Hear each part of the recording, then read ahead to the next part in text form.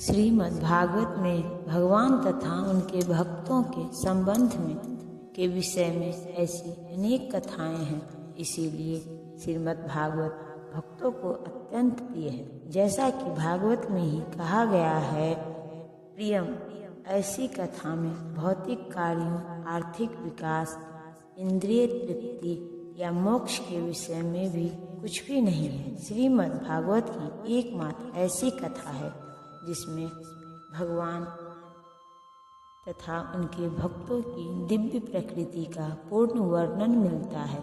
फलतः कृष्ण भावना भावित जीव ऐसे दिव्य साहित्य के श्रवण में दिव्य रुचि दिखाते हैं। जिस प्रकार तरुण तथा तरुणी को परस्पर मिलने में आनंद प्राप्त होता है, जो प्रेम पूर्वक मेरी सेवा करने में निरंतर लगे रहते हैं, उन्हें मैं ज्ञान प्रदान करता हूँ, जिसके द्वारा वे मुझ तक आ सकते हैं। इस श्लोक में बुद्धि योगम शब्द अत्यंत महत्वपूर्ण है। हमें स्मरण हो कि द्वितीय अध्याय में भगवान ने अर्जुन को उपदेश देते हुए कहा था कि मैं तुम्हें अनेक विषयों के बारे में बता चुका हूँ और अब मैं तुम्हें बुद्धि योग की शिक्षा दूंगा। अब उसी बुद्धि योग की व्याख्या की जा रही है। बुद्धि योग कृष्ण भावनामृत में रहकर कार्य करने को कहते हैं और यही उत्तम बुद्धि है। बुद्धि का अर्थ है बुद्धि और योग का अर्थ है यौगिक गतिविधियां अथवा यौगिक उन्नति। जब कोई भगवत धाम को जाना चाहता है और भक्ति में वह कृष्ण भावनामृत को ग्रहण कर लेता है तो उसका यह कार्य बुद्धि योग कहलाता है। दूसरे शब्दों में बुद्धि योग वह विधि है जिससे मनुष्य भव बंधन से छूटना चाहता है। उन्नति करने का चरम लक्ष्य कृष्ण प्राप्ति है। लोग इसे नहीं जानते, अतः भक्तों तथा प्रामाणिक गुरु की संगति आवश्यक है। मनुष्य को ज्ञात होना चाहिए कि कृष्ण ही लक्ष्य है और जब लक्ष्य निर्दिष्ट है तो पथ पर मंद गति से प्रगति करने पर भी अंतिम लक्ष्य प्राप्त हो जाता है। जब मनुष्य लक्ष्य को तो जानता है किंतु कर्म फल में लिप्त रहता है तो वह कर्मयोगी होता है। यह जानते हुए कि लक्ष्य कृष्ण है, जब कोई कृष्ण को समझने के लिए मानसिक चिंतन का सहारा लेता है तो वह ज्ञान योग में लीन होता है। किंतु जब वह लक्ष्य को जानकर कृष्ण भावनामृत तथा भक्ति में कृष्ण की खोज करता है तो वह भक्ति योगी या बुद्ध योगी होगा और यही पूर्ण योग है। यह पूर्ण योग ही जीवन की सिद्धावस्था है। जब व्यक्ति प्रामाणिक गुरु के होते हुए तथा आध्यात्मिक संग से संबंध रहकर भी प्रगति नहीं कर पाता क्योंकि वह बुद्धिमान नहीं है, तो कृष्ण के उसके अंतर से उपदेश देते हैं जिससे वह सरलता से उन तक पहुंच सके।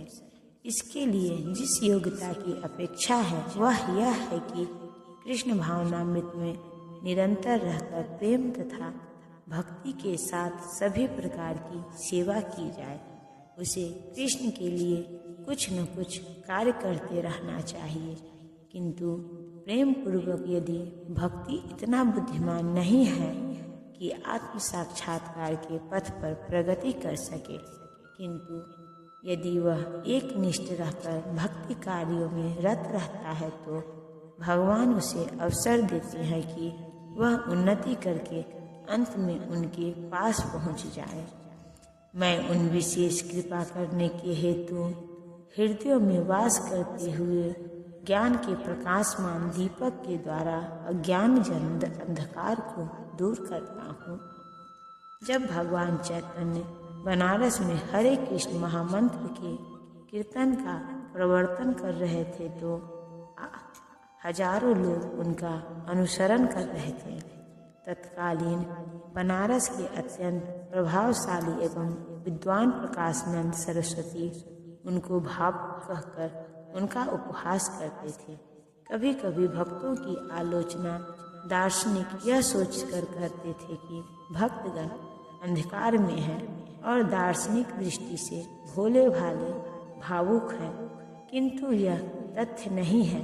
ऐसे अनेक बड़े बड़े विद्वान पुरुष हैं जिन्होंने भक्ति का दर्शन प्रस्तुत किया है, किंतु यदि कोई भक्त उनके इस साहित्य का या अपने गुरु का लाभ न भी उठाए और यदि वह अपनी भक्ति में एक निष्ठ रहे तो उसके अंतर से कृष्ण स्वयं उसकी सहायता करते हैं।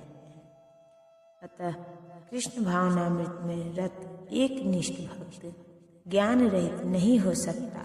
इसके लिए इतनी ही योग्यता चाहिए कि वह पूर्ण कृष्ण भावनामृत में रहकर भक्ति संपन्न करता रहे। आधुनिक दार्शनिकों का विचार है कि बिना विवेक के शुद्ध ज्ञान प्राप्त नहीं किया जा सकता। उनके लिए भगवान का उत्तर है, जो लोग शुद्ध भक्ति में रत हैं, भले ही वे पर्याप्त शिक्षित न हो तथा वैदिक नियमों से पूर्णतया अवगत न हो, किंतु भगवान उनकी सहायता करते ही, जैसा कि इस श्लोक में बताया गया है। भगवान अर्जुन को बताते हैं कि मात्र चिंतन से परम सत्य भगवान को समझ पाना असंभव है, क्योंकि भगवान इतने महान है कि कोरे मानसिक प्रयास से उन्हें न तो जाना जा सकता है न ही प्राप्त किया जा सकता है। भले ही कोई लाखों वर्षों तक चिंतन करता रहे, किंतु यदि भक्ति नहीं करता, यदि वह परम सत्य का प्रेमी नहीं है, तो उसे कभी भी कृष्ण या परम सत्य समझ में नहीं आएंगे। परम सत्य कृष्ण केवल भक्ति से प्रसन्न होते हैं और अपनी अचिंत्य शक्ति से वे शुद्ध भक्त के हृदय में स्वयं प्रकट हो सकते हैं। शुद्ध भक्त के हृदय में तो कृष्ण निरंतर रहते हैं और कृष्ण की उपस्थिति सूर्य के समान है, जिसके द्वारा अज्ञान का अंधकार तुरंत दूर हो जाता है। शुद्ध भक्त पर भगवान की यही विशेष कृपा है। करोड़ों जन्मों के भौतिक संसर्ग के कलमश के कारण मनुष्य का हृदय भौतिकता के मल से आच्छादित हो जाता है, किंतु जब मनुष्य भक्ति में लगता है और निरंतर हरे कृष्ण का जप करता है, तो यह मल तुरंत दूर हो जाता है और उसे शुद्ध ज्ञान प्राप्त होता है। परम लक्ष्य विष्णु को इसी जप तथा भक्ति से प्राप्त किया जा सकता है, अन्य किसी प्रकार के मनोधर्म या तर्क द्वारा नहीं। शुद्ध भक्त जीवन की भौतिक आवश्यकताओं के लिए चिंता नहीं करता है, न तो उसे कोई और चिंता करने की आवश्यकता है, क्योंकि हृदय से अंधकार हट जाने पर भक्त की प्रेमा भक्ति से प्रसन्न होकर भगवान स्वतः सब कुछ प्रदान करते हैं। यही भगवत गीता का उपदेश सार है। भगवत गीता के अध्ययन से मनुष्य भगवान के शरणागत होकर शुद्ध भक्ति में लग जाता है। जैसे ही भगवान अपने ऊपर भार ले लेते हैं, मनुष्य सारे भौतिक प्रयासों से मुक्त हो जाता है। कृष्ण भावनामृत में रहने वाला व्यक्ति कभी भयभीत नहीं होता, क्योंकि वह अपने कर्मों के द्वारा भगवत धाम को वापस जाने के प्रति आश्वस्त रहता है। फलस्वरूप उसका भविष्य उज्जवल होता है। यदि हम चिंता मुक्त होना चाहते हैं, तो सर्वोत्तम उपाय यह है कि हम कृष्ण को जानें तथा कृष्ण भावनामृत में निरंतर स्थित रहें। इस प्रकार हम समस्त भय से मुक्त रहेंगे।